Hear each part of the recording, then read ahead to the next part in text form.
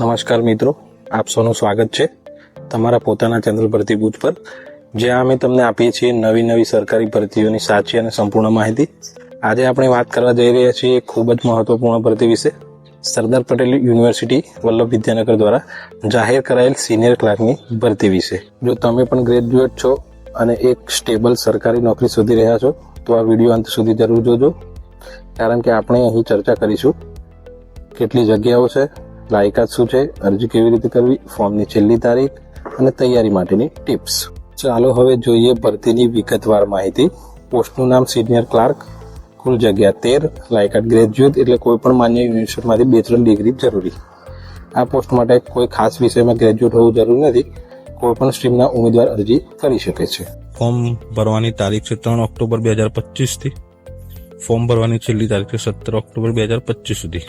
મિત્રો, સૌથી મહત્વની માહિતી ફોર્મ ભરવાની તારીખ. ફોર્મ શરૂ થવાની તારીખ છે 3 ઓક્ટોબર 2025 અને ફોર્મ ભરવાની છેલ્લી તારીખ છે 28 ઓક્ટોબર 2025. આ સમયગાળામાં જ ઓનલાઈન અરજી કરવાની રહેશે.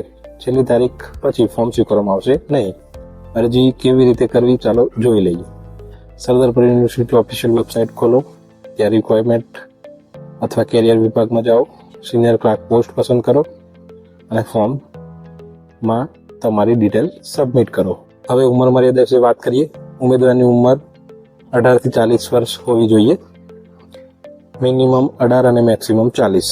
હવે વાત કરીએ સિલેક્શન પ્રોસેસની. સામાન્ય રીતે આવી ભરતીમાં 3 તબક્કા હોય છે: લેખિત પરીક્ષા, computer test, typing, document test, interview. પ્રથમ તબક્કા સામાન્ય જ્ઞાન, અંગ્રેજી, ગણિત અને કોમ્પ્યુટર આધારિત પ્રશ્નો પૂછવામાં આવશે.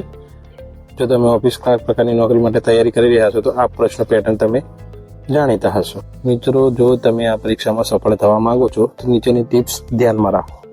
રોજના 2 કલાક સામાન્ય જ્ઞાન વાંચવા માટે ફાળવો. કોમ્પ્યુટર અને ઓફિસ સંબંધિત MCQ પ્રેક્ટિસ કરો.